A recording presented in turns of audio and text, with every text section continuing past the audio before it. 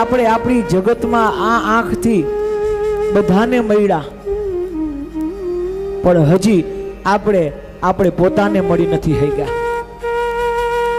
ભાગવત એ શીખવાનું, આપણે આપણાથી મિલન છે.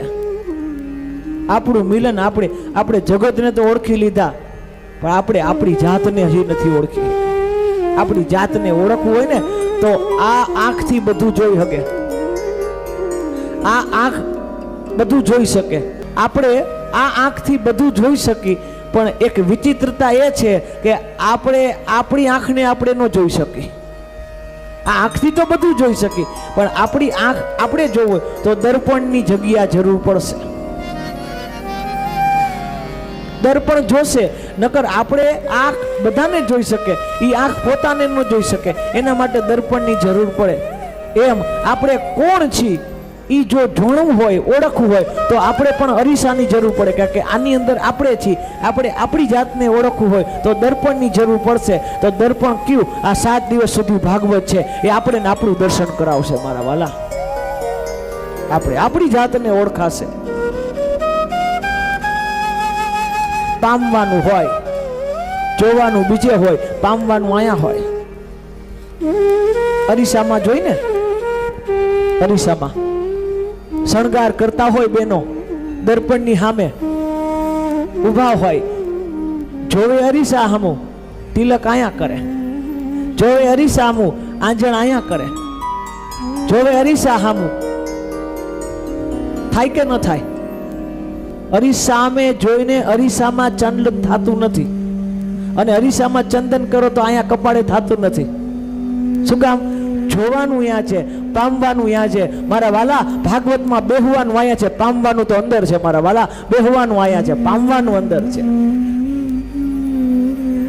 જોવાનું બારે, પામવાનું અંદર. એક કોઈ અજ્ઞાની એવી કોમેન્ટ કરતો હતો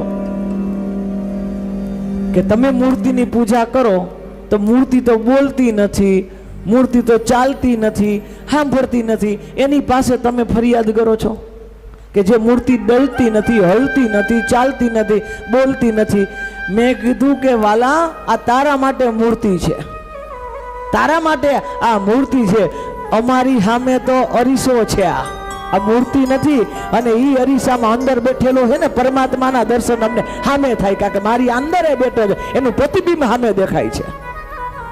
અંદર બેઠેલાનું મૂર્તિ જ છે ને.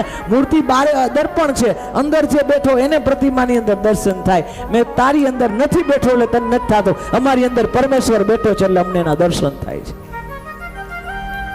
મૂર્તિ બહુ મહત્વની છે. તો ભગવાન એક વખત તો મનુષ્યને મળવા માટે આવે આવે આવે અને આવે જ છે. एक वक्त तो जरूर आवे. ना जाने किस भेष में नारायण मिल जाए, तुलसी सबसे ऐसे मिलियो. मारा वाला, तुलसी जी ने भगवान आम ज મળ્યા છે.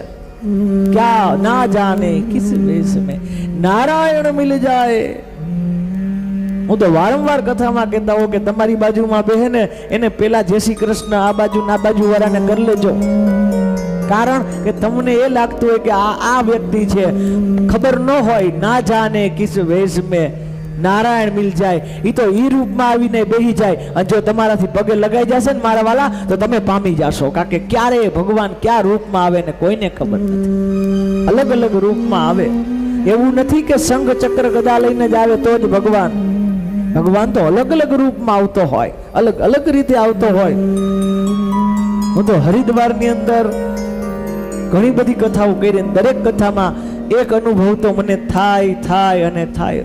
મુસીબત તો હરેક કથામાં પડી છે, હરેક કથામાં. અમારા ભેગું ભાઈ શ્રી વિનુભાઈ વર્ષોથી જોડાયેલું છે પરિવાર, કવૈયા પરિવાર. હરિદ્વારમાં હું એટલે વિનુભાઈ હોય, વિનુભાઈ એટલે પછી એ નક્કી છે હું જ હોય પાછું.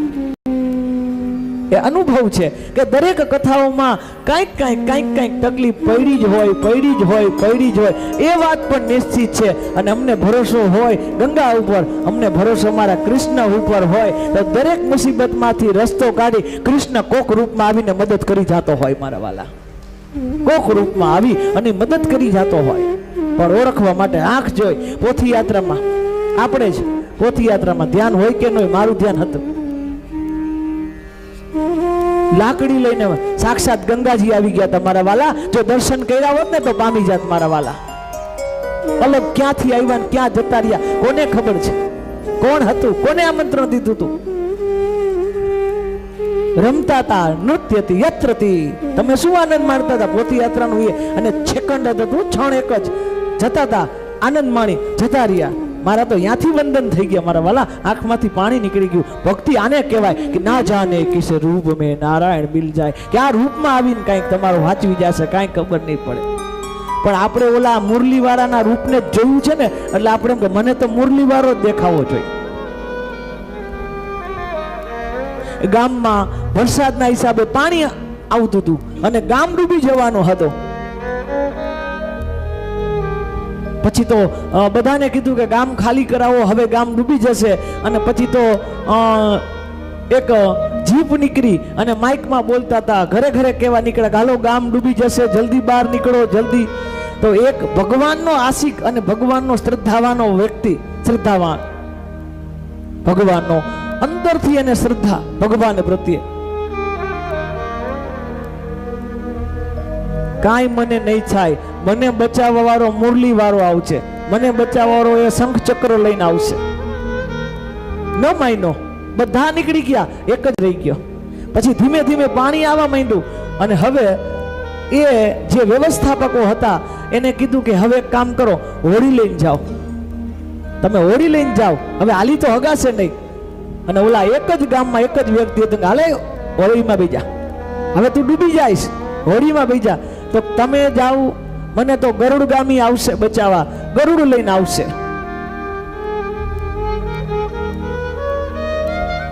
જતા રહ્યા. છેલ્લી સૂચના, પોતે અગાસી ઉપર ચડી ગયો અને હેલિકોપ્ટર લઈને આર્મીના વ્યક્તિઓ આવ્યા અને સીડી નાખી કે હાલ હવે કોઈ નહીં આવે બચાવવા, હવે તું અહીંયા આવી લો, આ છેલ્લો મોકો છે, તો તમે બધા વયા જાઓ, મને તો લક્ષ્મીપતિ બચાવવા આવશે, મને મારો નારાયણ બચાવવા આવશે. છેલ્લે હેલિકોપ્ટર પણ વયું ગયું. થયું એવું, પાણીમાં ડૂબી ગયો.